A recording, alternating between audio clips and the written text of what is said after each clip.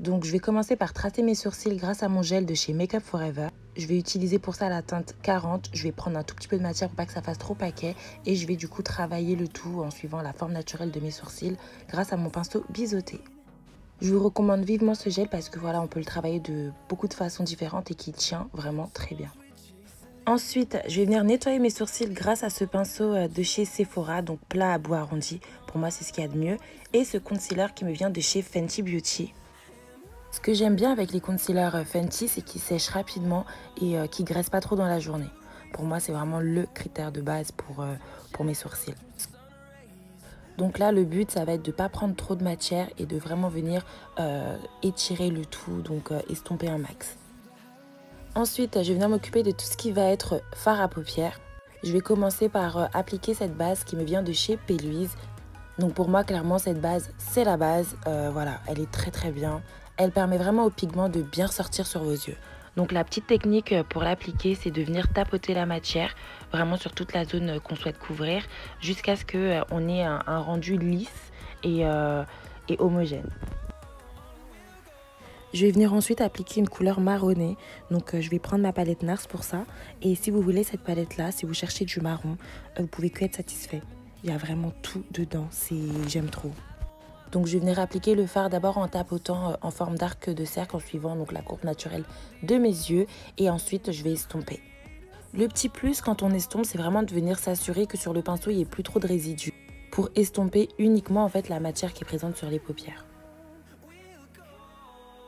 Ensuite, je vais venir reprendre une autre base de chez P. Louise en teinte blanche pour permettre vraiment à la couleur que je vais mettre de ressortir un max. Je travaille un petit peu la matière sur la paume de ma main pour pas que ça passe de paquet quand je l'applique. Et là, je vais la mettre uniquement sur ma paupière mobile.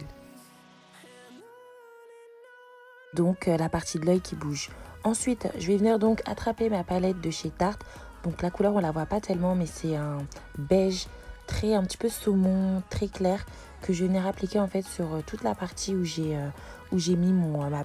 Donc là, je vais l'appliquer en tapotant comme ça, de manière très légère, pour permettre au pigment de ressortir un max, vu qu'on est sur quelque chose déjà de très clair de base. Ensuite, je vais venir tracer donc un trait d'eyeliner, donc ça va être un trait assez fin, pas trop épais. Ensuite, comme je veux quelque chose d'assez soft, glam, etc., très charmeur, j'ai opté pour prendre donc une paire de faux cils qui a des poils assez espacés mais longs. Je remets un petit coup de trait d'eyeliner pour vraiment parfaire le tout et que ce soit bien net. On passe ensuite au teint. Donc ce que je vais venir faire, c'est que je vais appliquer donc cette base Milk of Magnesia. Donc cette base, elle va avoir pour rôle d'assécher ma peau. Donc ce que je fais en général avant, c'est que je vais appliquer une crème hydratante pour vraiment nourrir ma peau d'eau un max. On passe ensuite à l'application du fond de teint. Donc personnellement, j'utilise donc le fond de teint de chez Anastasia que j'aime trop en termes de couvrance, en termes de tout, de teinte et tout. Enfin, ces derniers temps, c'est mon petit dada. Alors, en ce moment, mes fonds de teint, moi, je les applique avec un pinceau plat. Je sais pas, j'ai du mal avec la Beauty Blender. Je trouve que ça mange trop de matière. Et puis, avec le pinceau plat, on peut vraiment travailler, tapoter vraiment dans les parties où on veut, un peu plus camoufler que d'autres. Enfin, j'aime bien.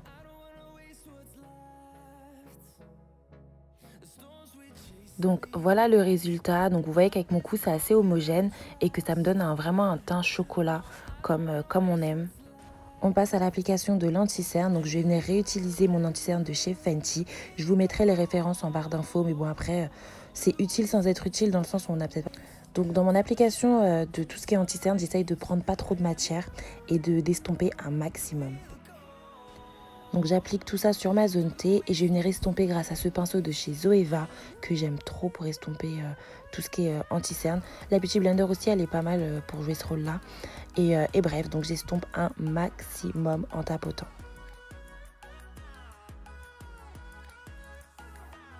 On passe ensuite au contouring. Donc pour ça, je vais venir utiliser la teinte la plus foncée chez Tarte en anti-cerne. Que je vais appliquer voilà, dans les zones que... Donc je vais venir creuser mes joues, je vais affiner un petit peu mon menton et bien entendu mon front parce qu'il est assez imposant. Mais bon, je l'aime quand même. J'estompe le tout grâce toujours à mon pinceau de chez Zoeva.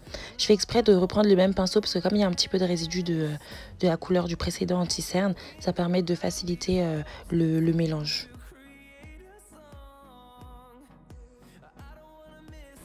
Donc là, je vais venir mettre un petit coup de crayon noir en dessous de mon œil pour permettre à mon œil de bien ressortir.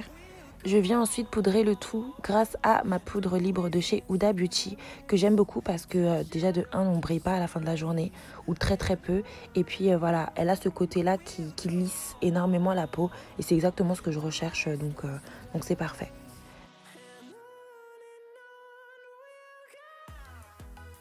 Donc là, je vais pas mettre de bronzer aujourd'hui parce que j'ai pas envie de forcer la chose. J'ai envie que ce soit un peu naturel entre guillemets. Donc je vais juste mettre du blush. Je vais y arriver.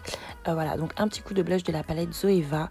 Et je vais mixer avec la couleur qu'on a pu voir très rapidement, un peu orangée, pour donner un côté un peu plus fraîche au look. Et je mets un tout petit peu de glow, mais genre très très peu. Mais c'est vraiment pour, voilà, apporter un petit peu d'éclat au make-up. Donc je l'applique bien dans les zones stratégiques, j'en mets un petit peu sur mon nez mais surtout pas sur le bout du nez. On passe aux lèvres. Donc là je vais utiliser le fameux contour à lèvres marron de chez MAC qui est pour moi le meilleur en termes de teinte pour les dark skin. Donc j'en mets de manière assez généreuse parce que je veux qu'il se voit quand même. Je viens ensuite appliquer mon gloss de chez Fenty Beauty qui est un petit peu rosé. Et donc voilà, I'm done, j'ai fini. Donc n'hésitez pas à me dire ce que vous en pensez.